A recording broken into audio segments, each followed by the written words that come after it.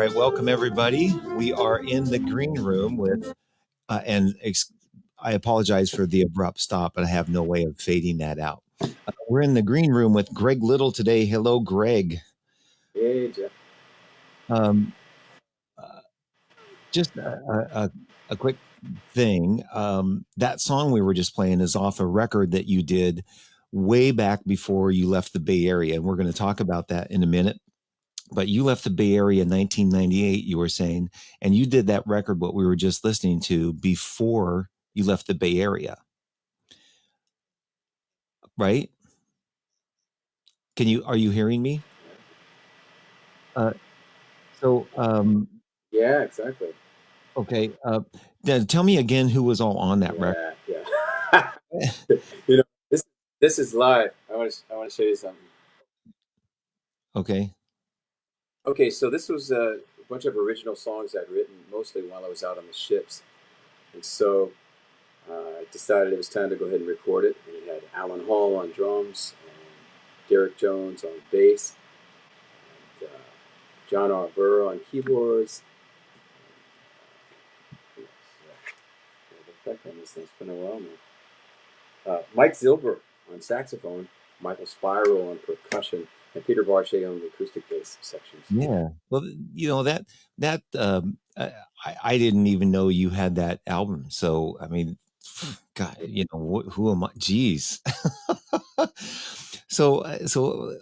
It sounds great, but let me just get right to it quick. So you live in Orlando, and the kind of work you were doing, you were playing gigs around town. Were you doing? I have a picture of you at Epcot with the Epcot trumpet players. I think there's. So you were working at Epcot Center once in a while and doing some Disney stuff too at Disney World. Were those the kinds of gigs you've been doing?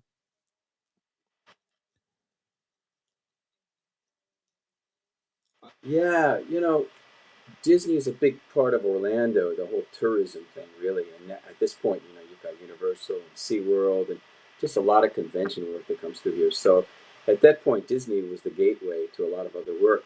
So, and I had already met a guy at Disney because I play EVI, and there's a sort of an authority on the EVI that was working at Disney. He happened to be playing in the Kids of the Kingdom band over at Disney. So I got into the sub list, the sub rotation list, and started in the Magic Kingdom. Um, Ended up later getting a full-time position in that same band with Sam, and just different gigs really. I played actually at Disney. When you play at Disney, one of the ways that you can measure your worth is by how many times you've been fired from Disney. Seriously, some guys I know. I mean, I've been fired twice from Disney. Basically, the show's run out. The Kids of the Kingdom show ran for like 25 years, I think, and they finally just said, "Okay, we're pulling the plug, putting a new show in." And then another thing I did, a part-time thing, that fell through too. So some guys I know have been fired, 7, 8 times. Just career Disney musicians who go from one show, another show opens up, they audition for that one to get it. So yeah, so it's not the main part of what I do, but it's been a kind of a part of it. Freelancing means lots of things, you know that. So. Um, so when this whole COVID thing hit, did everything just obviously everything just froze up and you stopped working, right? Yes and no. Actually, it's kind of interesting because uh, about 5 years ago, uh, I got called to I got called to see about teaching at a Montessori school. Now, I had some private students at times, but I basically was a performer. I didn't go to school for education or anything. And I just kind of said, okay, let's go meet them. And the next thing you know, I'm teaching children music. So I got fully certified in ORF and started doing that. And one thing led to another. And at this point, I've got 5 schools that I teach in a studio. Yeah. So what happened when the gigs went away? I mean, when this whole thing started to become more serious, not only did everybody start canceling, Disney closed, which is unheard of. Disney doesn't even like to close in hurricanes. So, Right. so the gigs basically went off. All the club gigs went off of the calendar. Luckily, the weddings are postponing and going for later in the year. A lot of them. So hopefully the work doesn't go away. But I still had my schools going, and the big deal now is just to retool and figure out how to teach remotely. And at this point, that's what I'm doing. So, from my perspective here in California, and what I'd been hearing about how things were going there, is you things took longer to close down in um, Florida than they did here. And what was your experience like there, sitting and watching all this unfold? Did it take longer for things to close there than here, or did they happen simultaneously and we just weren't really hearing things accurately? Well, you're probably right on that. I'm not following it too much anywhere else, really. I mean, I get a little information when I need it, but I'm trying not to, spend too much time in that. But yeah, it was like this closed, and then you're surprised, and that closed. When my son's piano teacher, a Russian piano teacher, and suddenly she announced that she was going to start teaching by Skype lessons or FaceTime lessons. I was really surprised, and honestly, I hadn't heard enough yet to realize how serious it was. So I thought she was just being over safe. But then the next thing you know, everybody's doing the same thing. So she was ahead of the game on that. And they Yeah, did kind of close one by one. And then eventually, once Disney starts, you know. yeah. So did were the people doing that regardless of, well, you, not that you were real necessarily following, but it sort of sounds like people were doing that on their own, whether, no matter what was happening at the beaches uh with the spring breakers and what the governor was doing, everybody was kind of doing their own part regardless. Is that correct? Or did it seem that way? Yeah, the video's doing something funny here. So if I understand correctly, it seems like, yeah, people were kind of doing their own part. It didn't get official until they announced the quarantine started coming in. There wasn't a quarantine at first. Yeah. So once the quarantine happens, then people start to take it more seriously, and it's pretty different on here.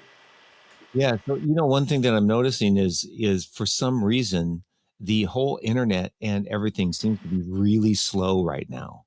Does it Is it feeling that way to you too? I mean, we're kind of at the Oh mercy, yeah, and as you're saying that, you're talking in slow motion.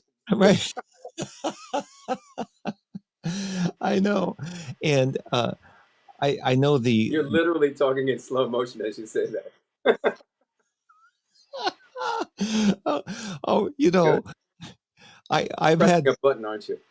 I am not, I think that what people are seeing is they're seeing what we're doing okay, but our monitors to each other are behind. Oh, okay. But I think the broadcast is going Yeah. okay. But this sort of reminds me of the kind of experiences you and I have always had together. And just before we went live, I was talking about being with you on a drive from San Francisco to Sacramento to do a big band gig. And I was pleading with trying everything I could do to make you feel really guilty to not move so you would keep working in my band. And I think while I was doing that, and you reminded me, there was a truck and a trailer that went off the road and jackknifed in front of us or something that was really crazy. And it seems like every time I'm with you and talking, there's always some really goofy, crazy stuff that happens. Oh, it was so crazy because you're driving, I'm riding along here, we're gabbing away or something, and we're coming. It was 880, right? Yeah, Coming out of Oakland, heading sort of heading east. And how many lanes are there? 8 lanes each side at least. six lanes something, but it It was wasn't. pretty wide. And from a cow pasture way off on the side comes this like giant, really big pickup truck dually with a giant long trailer behind it, flying across the whole thing. The whole thing. He's going fast. I don't know how it happened. He must have been swerved and somehow got under control, and now he's running directly across perpendicular. And he gets through half the cars, but one of them just smashes right through the tail end of his trailer. The wood just flies. It looks like a tornado hit it or something. He It was. swerved all around out into the field and finally slid around, but he was fine. Couldn't Oh believe it. yeah. Still, that It was. was rush hour. I know. I'm surprised that no one. It wasn't a massive wreck. That was crazy. And I think as my normal driving would suggest, I was probably going too fast anyway, and so maybe so Liquid. it made me slow down a little bit, and then And then the last time I saw you, we were doing a gig, and I have to tell you, I feel a little badly about this because I didn't get a good picture with you. But the last gig I did with you in Florida, and we had the full band with like what, three string players or four, uh, keyboards, three four horn players, something like that, drums, bass, and then we played along with tracks with strings Yeah, and horns and vocals. That was that really big show, and we were trying to get a picture ahead of time, and the lighting was funky, and there was some sort of fog smoke that they were trying to fill the room up with that yeah, in our face. And then the show had to start, and you were trying to get a picture of me and you together. And I'm going like, okay. And it just was going goofy. It was the minute we went to take the picture, the smoke kind of blew out in front of us. And I'm yeah. thinking, that's kind of been my history with you. There's something always weird that happens, you know, but it's always been fun. I mean, it's always been fun. Um, but Uh, I want to show this picture too because it's uh, I'm jumping around here, but you moved now. You've been in Florida for 22 years, and before you left, you didn't have kids. You've done your whole family and been kind of a Florida guy. And I pulled this picture up, and this is a Florida man. yeah, this is a picture of you and Leticia and your two kids. Uh, and you look like you're having the greatest time. And how old are your kids and everything now? Oh man, my daughter just turned 16 and my son just turned 13. Their birthdays are pretty close together, so yeah, 16? crazy. Oh man. And I see the bass It's fun. and the bass behind you is you said your son is playing bass. Did, Yeah, he plays bass in orchestra, so it, I and try to then grab it now and then, thinking I have some facility and I have none. It's an embarrassing moment, but it's all still fun. yeah, well that's me and drums, I grab my sticks and try to pretend like I know how to play, and it's an embarrassing moment, but everybody lets me. Oh man, you've always had great bands, man. Yeah. Well, um that last thing we did in Florida was probably one of the most fun gigs I ever did with that band. And I want to say the horn parts that I had recorded to for you guys to play along with were done by George Shelby. And uh, the string parts were synthesized, I believe, but with the real live strings, it sounded great. And that was one of the highlights of my music career. And the one thing that I remember is I'm not a conductor, but I pretend like I am one when I'm in those situations. And I remember we ended up having to do Impossible Dream without tracks. So I conducted. I was attempting to conduct, and I'm conducting in three, and there is no, I was conducting in four, and then there's a 3/4 bar. It was a 12/8 maybe, huh? Yeah, it was 12/8, but then there's a bar of three. So it was like one, two, three, and then one, two, three. No, no, no. No, it was a bar of four. It was in three, and then there was a bar of four. That's what it was. And during the rehearsal, I actually conducted through it well, but during the show, I kept in three, and when we got to the bar of four, I went one, two, three, and then I just yelled out four really loud. It sounds like you're playing golf. And everybody looked, and it was such a funny moment. Everybody almost dropped a note just because it was just so funny. Everybody's laughing so hard. Oh man. But anyway, that was a really fun gig. So and now getting back to you and Florida, um the musicianship there, and this was the thing that was interesting to me, is the musicianship there is just as good as anywhere you would want to go. You can find the top caliber musicians to play and perform, and what's that experience been like from you for you going from San Francisco and the talent there, and then going to Orlando and playing there and working there for years? Wow, that's kind of interesting because when I first got to Orlando and I was auditioning for Disney and doing things like this, I thought it was the strangest thing that you could be playing in a section and the third or the fourth player, the third or fourth trumpet, they could play G's and they could scream all these notes. And I was like, what? It seemed like everybody could play high and do all this stuff. And then if you think back though, Disney had has a college program. I think it's still going, and so many musicians from around America wanted to be in that college program and play at Disney. So they would come to that thing, and then they decide, hey, I want to stay here. So Disney was attracting a really high level of musicians. And back in the day, when uh, when everything was cranking along, if I'm remembering the number correctly, the Magic Kingdom alone had over 300 full-time musicians in it. I mean, Three. bands would go in the tunnels passing each other. There were just so many great musicians. The World Band, for instance, was the flagship band there, had like a 30-piece marching band, concert band, and they just sounded incredible. Pitch was amazing, really great players. So was it your experience that a lot of people moved there in order to work at Disney, or were Yes, for sure. I mean, where are you going to get a full-time music gig that pays benefits and pays into a pension? It's a union gig. So it was, yeah, it's pretty good scene. I it's mean, but the thing is, you got to hedge your bet though, and that was the thing I found a little bit sad because when they let some of these bands go, there was kind of a cleansing at some point, sort of, when a lot of the bands were going away, and wow, some guys weren't diversified. I think you have to always treat this business like a freelancer. I've always felt like I was a freelancer, even when I had full time gigs. I never thought that I really had a gig. I always knew it would end at some point. so it in recent years, Disney had sort of started scaling back some of the live musicians they had here at Disneyland. Yeah. And was that happening then at Disney World?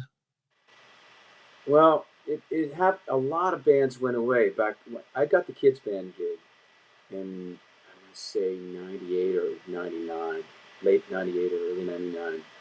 And it was like 3 months after I got in, or 6 months after I got in, boom, a bunch of bands went down, like the MGM Hitmen, Future Core, which is kind of famous around the world for being like a hard blowing brass band that did Bill Chase and Maynard Ferguson and Earth, Wind and Fire, you know, and they did choreography and routines. Look up Future Core; they were like really something. So Okay, I'm gonna. when I play at Disney these days, I actually play with Mark Zaus. Mark Zaus was kind of like a freak phenomenon, high note trumpet player. I mean, all around good trumpet player, but he was the lead player in the Future Core at that time, and he plays in the Main Street Philharmonic that I sub in over there now. Wow. Yeah, So, um, what have as the work has slowed down? What about Epcot Center? Isn't Epcot Center separate from Disney, or is that all part of the thing? they're separate parks in the whole Disney thing. So yeah, there've been a lot of bands there too, but a lot of them are gone or going. So there's still some groups going. I'm not sure which ones are going now. Hmm. So, and honestly, too, Jeff, with everything that's been happening, I think this whole situation, the effects are going to last for a while, and I think the industry is going to reshape a bit. I don't have many predictions on it, but it's going to be different a little bit. Yeah, and I have this conversation with everybody, and this is why I want to try to talk to musicians in other parts of the country. And what it seems like is we're all coming to the same conclusion that as a musician moving forward, we're going to be working in a different way and trying to work around a situation where there will not be that much live playing anymore. Yeah, it's going to be interesting to see how it pans out. I don't know because people love live music. It's hard to imagine it not being there. Huh? Yeah, I think it's appreciated in different ways in different parts of the country.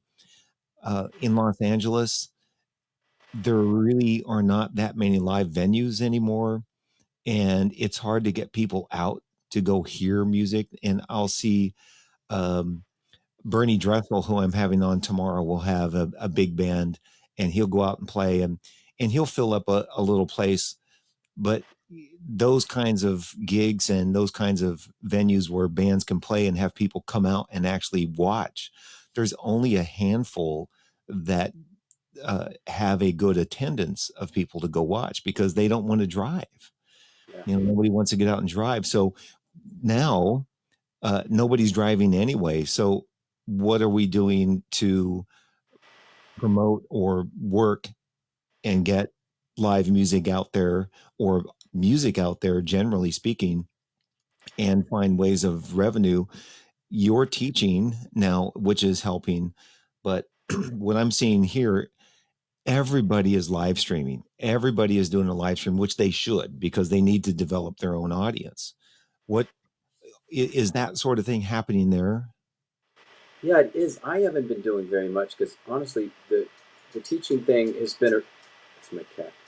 Our cat is trying to scratch in the window. Somebody left him out on the lanai. Let me see. Oh yeah, I see.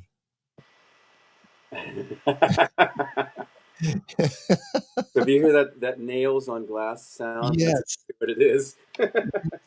So, perfect. so yeah. I'm sorry, I'm forgetting the question. No, that's funny.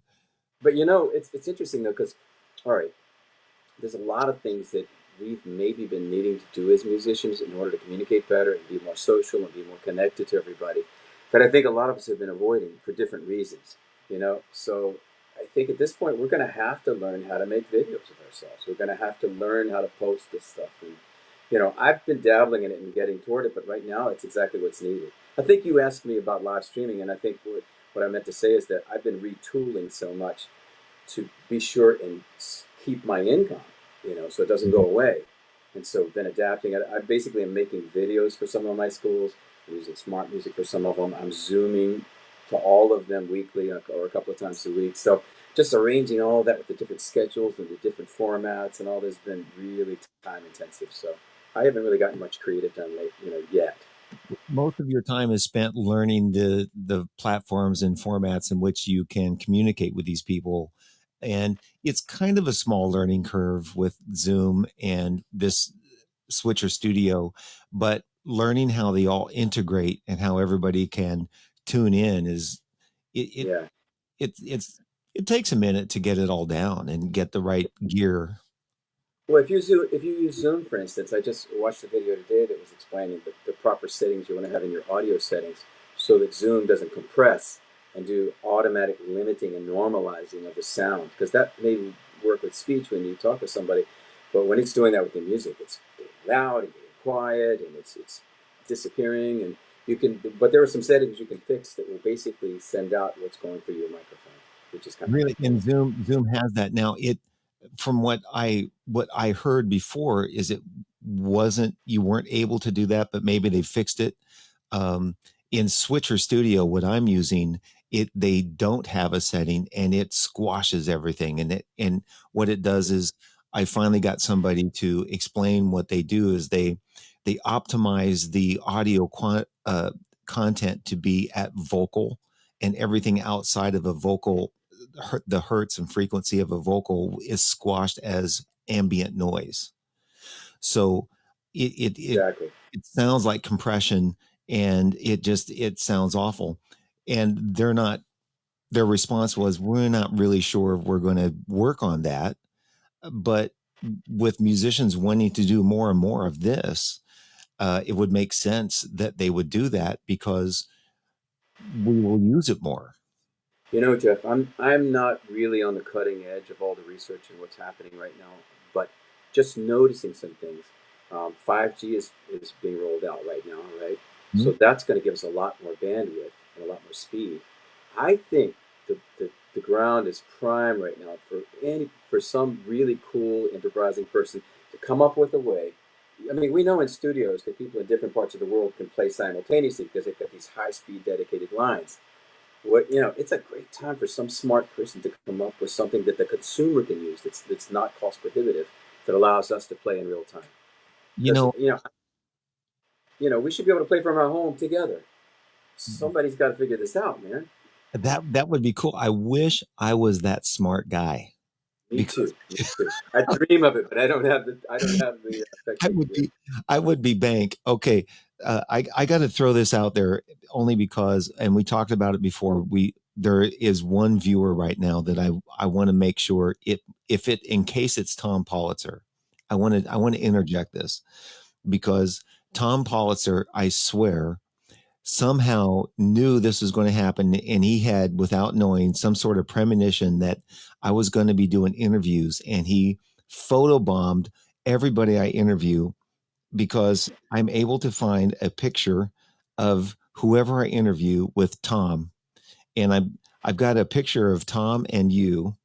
And if you were on my Facebook page, there's a delay, but you would see that the stuff I'm showing. I'm going to try to pull it up here because I'm not seeing it.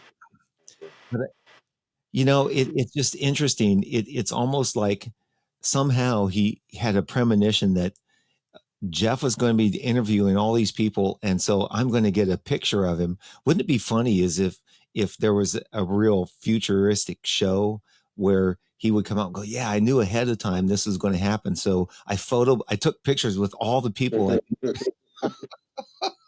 That's going to great lengths, Jeff. Right. I know some people that would go to such lengths, though. There are people that would do things like that. As a matter of fact, um, uh, I would love to be able to be really smart and be able to prank people really well. And I'm not that clever, but other people are. Oh, Oh, my daughter. I think we did this now. Yeah. Oh, it's my son's friend, Elliot. I'm not going to say the name. His okay. friend, his my son's friend, she made a TikTok video of mixing up melting all these chocolate and everything, and making this nice goop, and then showed it, and she put chocolate all around the egg and fed it to her dad, and filmed her dad eating. He takes a big bite of this chocolate egg, but it's got a real egg inside. And her, Oh, oh, and I told Maxime, my son's name is Maxime, and I said, Maxime, if you do that to me, I won't trust you after this. No. that's a good one. So you bite Oh, into the chocolate egg, and then there's a real egg on the inside. oh, he's eating it. It's, oh, terrible. See now here's the thing with in monetizing stuff. And this is one thing that I remember about you. You've tried some different things and tried to get some things off the ground while you've been there. Didn't you tell me about a couple of the things you tried to do? Didn't you do a phone card service or something once? Oh, man, I did a network marketing business. It was called Excel. It was Hmm. funny because I didn't know what I was stepping into when I did. I just thought it was this cool business. And as I look back, I still like the business model, but I think that nobody treats it very seriously. See, it's like a wild, wild west or something. Hmm. So Excel at the time was like the fourth largest long distance carrier. So it's like AT&T, Sprint, MCI, Sprint, and then Excel, which is amazing since they never paid for any advertising. They just pay reps who get a few customers and find other people who want to be reps and get a few customers. And they built this big pyramid of customers, and the pay would pay down to 7 levels. So beautiful dream, but eventually we worked it for about 5.5 years until the parent company who bought us sucked all the value out, and the whole thing went belly up. We lost our businesses. So, but You know I mean, you gotta that, that try stuff. that's what large companies do to competitors. Yeah, right. Yeah. The So company that bought it was called Vartech. Do you remember the Dime line years ago? yes, The Va- Dime line bought Excel. Yeah, and 1010 numbers were going out, and they knew it, and they were just losing money like crazy. So they basically sucked value out of Excel to survive. But yeah, didn't what happened to Vartech? I'm not sure, but I think they went under too. I think the whole thing went under. And now there's only like two companies. There's Sprint and You Verizon. know what's really funny is now and then some of those executives still show up on my Facebook things like, do you want to be friends with this person? I'm like, no, hell no, I don't want to be friends with you. Well, now here's an interesting concept because uh, I I am thinking I would like to monetize something.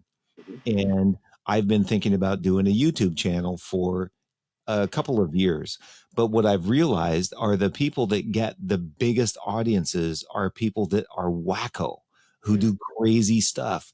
And people tune in to craziness just to see what's going to happen next. Yeah. And what I'm doing here is I'm doing these 1 hour shows and just having conversations with people like and I say this on every show. The premise is, okay, you and I have a gig, so we sit and talk the way we would before a gig, and find out about each other and just have a conversation, and then we let people listen in. So now people may listen to it. It's almost like a live stream podcast, right? um, and somebody did tell me they listen to some of these interviews when they go on a walk. They'll listen to them, right? So most people don't have that kind of attention span or pay that much attention. And now the views I get sometimes are just they'll watch for like a minute or two and then they'll go away. Yeah. So I try to get most of the the meat if I want to promote something for the guy. If you had a new record out, I want to talk about that right away and then have a conversation.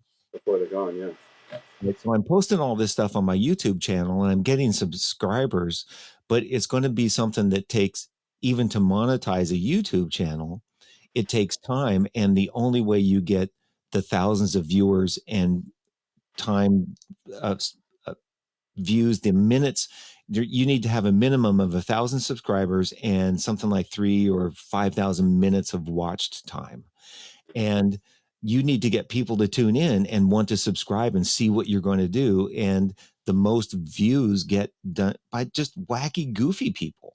But And, yeah, it's interesting though, Jeff, too, because I mean, I think in some ways, like when I first got my website, mhm, like everybody, most people, when you first get their website, you go, "This is going to be great. Everybody's going to see this." But then you realize later that unless you drive traffic to it, it's kind of like you have like a shop on an alley, at a back alley in New York somewhere. You're in New York in an right. alley. Nobody sees you and nobody knows you're there. And no matter how good your site is. And so I think part of the equation is really trying to learn how. I've become very interested now, and I, I, I bought a course for it, and I haven't made the time yet to start and get into it. But I'm very interested in this idea of niche marketing and finding the very people who like the sort of thing you do. And Mhm. so, you're going to identify the people who are already looking for the sort of thing that you do, but you're going to find a way to target them in Facebook or wherever it is. And then, of course, when they see your ad, they're going to go, oh, yeah, that looks cool. Well, Because not everybody's going to be interested in what we do. right. Well, who will be interested in is just other musicians who know us, Yeah. right? And like Tom and George both shared this, right? So Tom and George Shelby know me and Tom knows you. I don't know if you know George Shelby. No, I Uh, don't know. he's a sax player and he's been touring the last year or so with Phil Collins. And man, I mean, to be that would be a gig. Whew.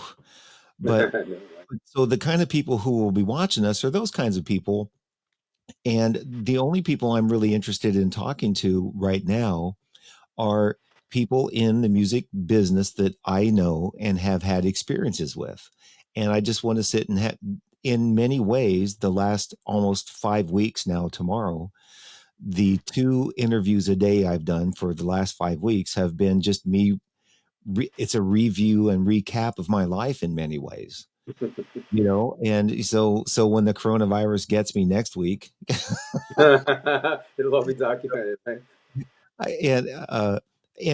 and honestly, I've had a scare where I've not felt well, and my panic, like, oh my god, do I got the coronavirus? And I jokingly now call it the mad cow. Do I have the mad cow? And no, I don't. But anyway, the niche market is the only people going to tune in is those that are interested in or have participated in this little world that you and I have. And then the other one that is a big part of my life is a spiritual world where I've started going to New Thought churches and I really have dug deep into that. Those people viewing that has exploded more so than the musicians. Musicians, we're kind of uh, our attention span is short sometimes. You know, um, Have you been doing some interviews in that way, or videos, for I mean, spiritual world. spiritual stuff? Yeah. I have, and a Nice. couple of really deep ones.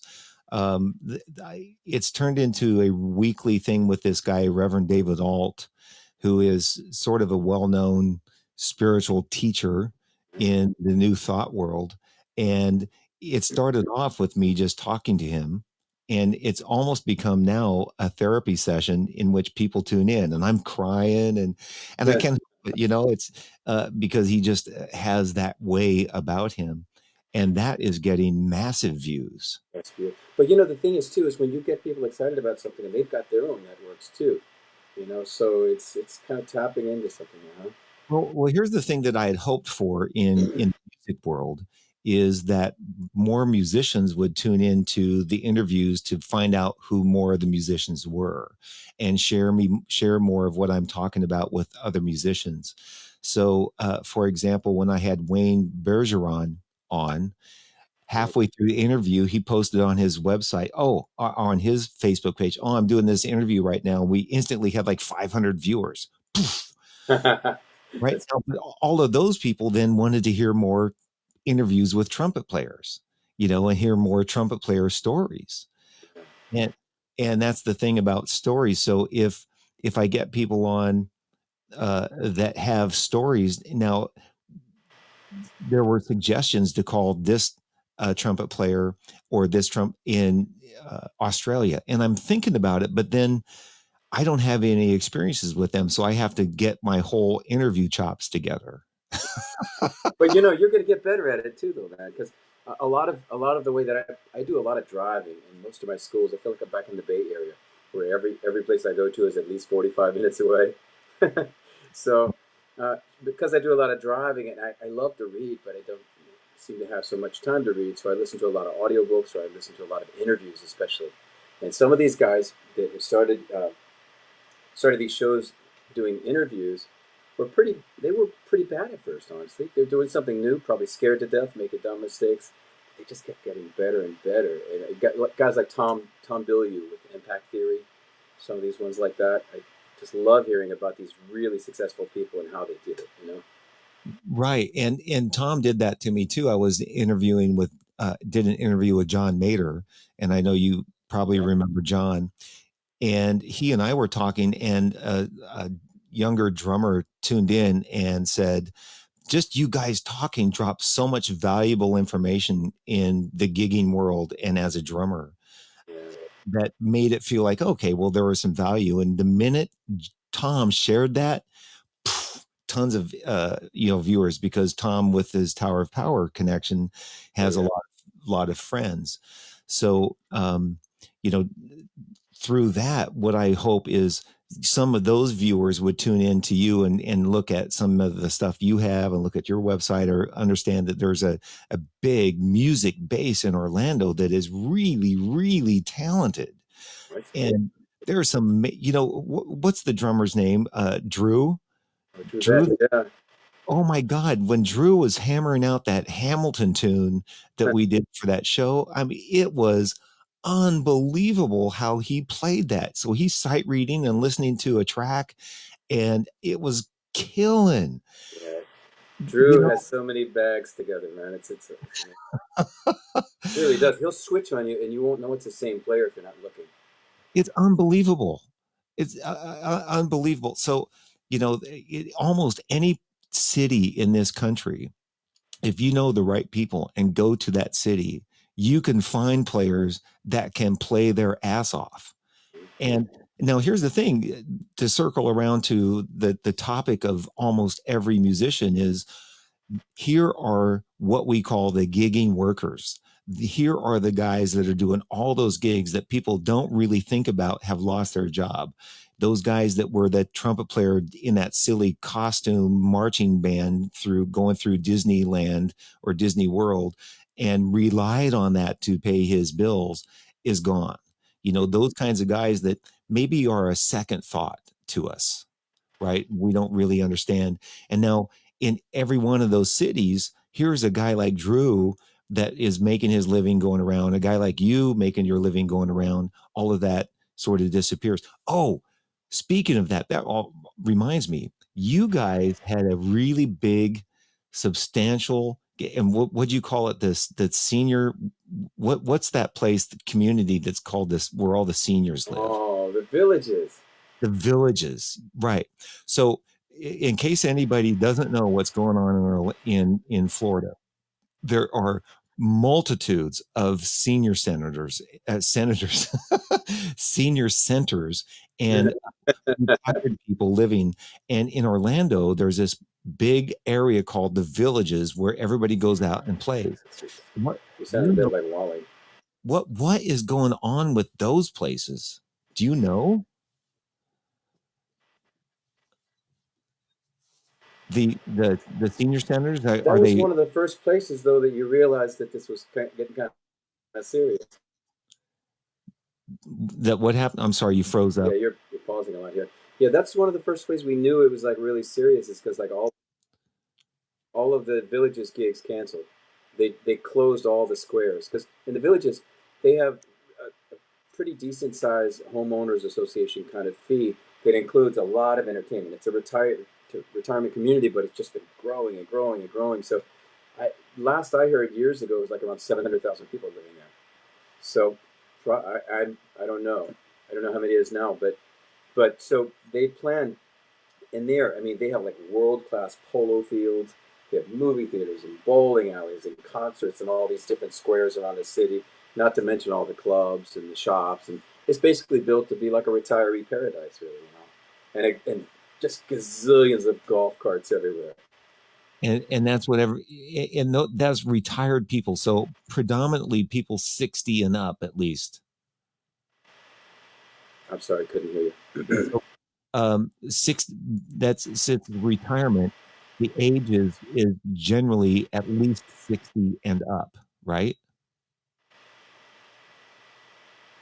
Or is the internet goofing up on us Yeah, again? it's stopping and then speeding it up really fast. Basically, their first way of containing it was just to shut down the squares. So all the concerts that we had set up, I usually this one band that I play with, Dance Express, usually plays there 2 or 3 times a month, I and think I so have a that picture of those guys. stopped. Oh, do you really? Yes. It used to be about the. So Dick Bright, right, was probably the number one corporate band in America, I would guess, right? And In the Dance mid Express 80s. was back in the day. Dance Express was number 2 or 3 probably. And when I first joined, I was just subbing with them, and they'd fly me out to Albuquerque or fly me to wherever to just play a one-off corporate gig for Intel or something. And then, so that's how I got with them. And these days, they're kind of more retired and more just doing local gigs. Yeah, when I first started my corporate band and you were in that, you're right that the SRO and Dance Express were really huge, and there was a band from San Diego called Hot Chili. They were pretty big in those days, and I competed against all those bands. Funny story is, when I moved to Los Angeles, I ended up doing sound for some of the bands that we competed against to get gigs, the Zippers and Hot Chili. And I competed against them, and I was doing sound for those guys, but never told them I was a band leader. Yeah, right. I never wanted to. I didn't want to fess up that I was actually a band leader at one Oh, point. it's a different scene, different time period. So Dance Express and did Dance Express play out at the Villages a lot? Yeah, I think at this point, the band's getting a lot, getting older, and I think in a way for the corporate scene, they're starting to shift and look for a younger look or something. Probably, I'm Mhm. guessing. So yeah, they started just playing in the villages. It's a perfect fit, really, because all that stuff we did from Motown to Earth, Wind and Fire, just everything from, say, 70s to current. We didn't do much 60s, but 70s to current was exactly what those guys in the villages love. So we got there, and they're like, "Well, who are you?" Because we hadn't been playing there all this time, like some of the groups, like Rocky and the Rollers or somebody like that. And yeah, word got out kind of fast, though. I mean, they're getting pretty popular out there. So So I don't know how it's going to affect that. That's crazy. The thing about the villages is, man, you would see like near 1,000 people these squares, and they line dance to everything. So you play Mustang Sally or whatever it is you're playing, a bunch of them are going to get up and start doing line dances, and they're doing it all around you on all sides. It's Wow. really interesting. You feel like you're in a surreal place. So so I had the Let me slow money. down here. If I had the money, Waiting for you to come back. Yeah, yeah. Good guys too. Fun guys okay. to play. So if I had the money, that would be a place that I might want to retire. Okay. You're waiting for the internet to come back. Am I back yet? Hello? Yeah, you can. You- It's got whatever you want. You're kind of. It's pretty slow and bad coming in. yeah. Well, here's the good news is I know that you can't necessarily hear me and there's a delay and everything and the internet is going goofy. And that's one of the reasons why I'm talking a lot is the live stream is still going well, even though you are frozen on my screen. Can you hear me at all? Well, I know everybody, Greg had to leave the room and he's going to try to rejoin in a minute. And I know that I have a few viewers. So I'm going to play while we're waiting for Greg to come back because the internet connection isn't all that good. I'm going to play a little bit of Greg's record while we're waiting for him to come back.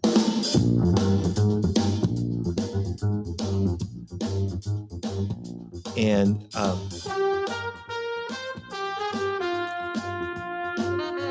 I don't know if Greg will come back.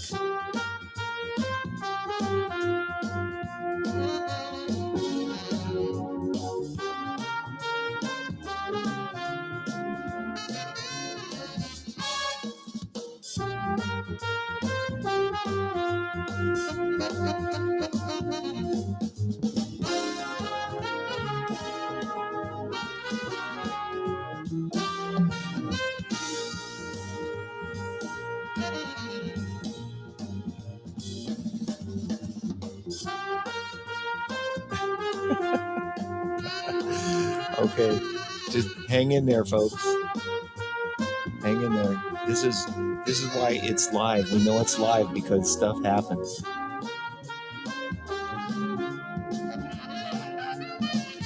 Greg is actually trying to log back in, and I'm watching myself. Oh no, it's not letting him log back in.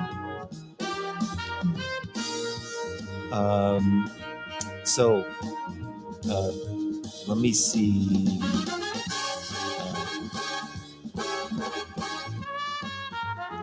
Okay, I'm going to try something different.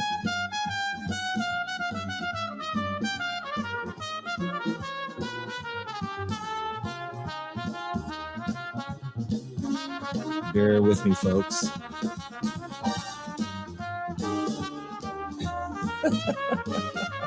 This is almost like a real gig when stuff happens and you try to fix it on the spot.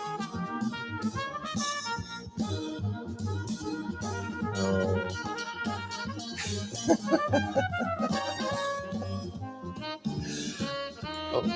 Oh, he's back. Ah, He's back. Woo-hoo. Okay, Greg, I've been playing your Ginger Man. yes. So check it out. So we had viewers remain and stick with us throughout that, Nice. and I was playing your music and just mumbling and carrying on conversation like you were still there. Yeah. Hey, man. Yeah. So, all right. So here we are. So this was my question. What I was trying to say before the internet went crazy is if I had a lot of money and I would then be able to come to this really fabulous place called the Villages and retire, if I could find people that thought the way I did.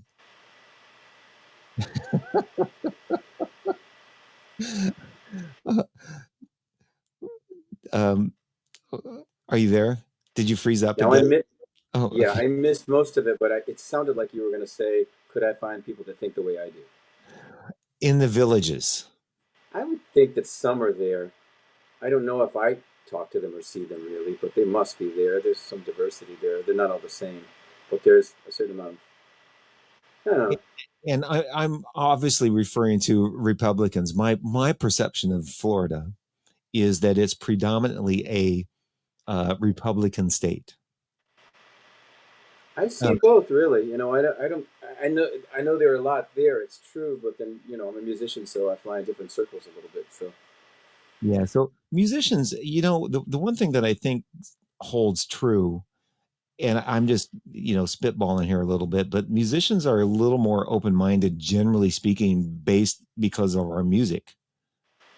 yeah, Generally speaking, or at least those of us that are in the music world that we all are in, we're a little more open minded and have traveled and been around, and so we just see and have a little bit more different experiences. yeah, We, I would agree for sure. yeah. Um, Now you meant before you came to San Francisco, uh, and we've been at 50 minutes, so we got another 10 minutes. I want to ask you, you said you did cruise ships. And when did you do cruise ships? Yeah, that was like from '89 to '95. I was out for 6 years and 5.5 years on the same ship. Jesus, Yeah, I know. dude, that's a sentence. It's funny though. I went out and thinking I would be out for 6 months, and told people I would be out for a year, and who knew it was going to turn into that? But Man, it's interesting though, Jeff. I got out there, and the band that I ended up with was a really good quintet. We played the shows and we played some dance sets, and we just ended up having some really good players. Um, while we were out there, Henry Hay played with us for about 4 months out there. hmm, Um, he's the music director from George Michael, played on David Bowie's last album. Um, Tim LaFave was in the band at that time for a couple of years, I think, year and a half, 2 years. He played on that same album, plays with Tedeschi and Trucks, those guys. mhm. So yeah, we just had a really good band. We had single cabins. We were making good money. I had a And cabin in my which cruise line were you on? studio in my cabin. I said it Which backwards. one? I said I had a cabin. I had a cabin in my studio. It's the other way.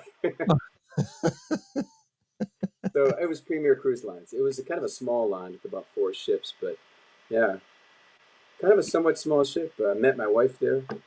Lived on the ship for a couple of years. And were you doing, I think that was the start, if I'm not mistaken, in those days, it was the start of click track shows. Probably, probably because we were the show band and we played. We didn't play the click track. We just played live shows. Oh, okay. But When, they weren't like production shows mostly. We would play somewhere. We played with the Starliners. They were like a 4 part vocal group, and they might go oh, on theme. oh, But but yeah, a lot of the stuff we played were just acts. We just played comedians and singers and mm, ventriloquists. Ventriloquists. when I did a 2 week subbing gig for somebody in 94, and I went from San Francisco to Alaska. And at that time, we backed up the entertainment, and there was also a Broadway show that was a click track show. But the click track was a guy just clicking sticks. He would go like, Oh no, really? "Hey," right? He would just click, and then on this on this one that this is the funniest one ever, was a Broadway show that was like a show too, like was that kind of a Yeah, groove, right? And there were 7 clicks, 7. So what you had to do is you had to count like 1, 2, 3, 1, 2, 3, 4 in, or 1, 2, 3, 4, 1, 2, 3 yeah, yeah. in. But you did so because there was no reference, it was just 7 clicks. If you aren't counting or anything you If you spaced, missed the first click, you missed the first click, you're toast, right? So all I know is the clicks went by. I came in and my downbeat was on the upbeat, oh right? no. The whole so it was like 1, 2, 1. So I come in on my bass drum on the downbeat on the upbeat, and I played the entire song like that. The band played right along. The dancers, the dancers were all, at the end of it. They did the whole thing. At the end, they stopped and went, there was something weird about that tune. Of course, I said nothing. There was something weird about that tune. Yeah, you were a half step off the entire tune. Oh my gosh, that It was reminds me of the old joke. Do you remember the old joke about like there's a gig going on, and the band leader turns to the singer and says, "So we're gonna play Misty, and we're gonna play like 5 bars. Then we're gonna jump to the bridge. And we're gonna go up a major third, and then play 7 beats, and then we're gonna jump back to the A section again." She said, "I can't do that." She said, "Well, you did last night."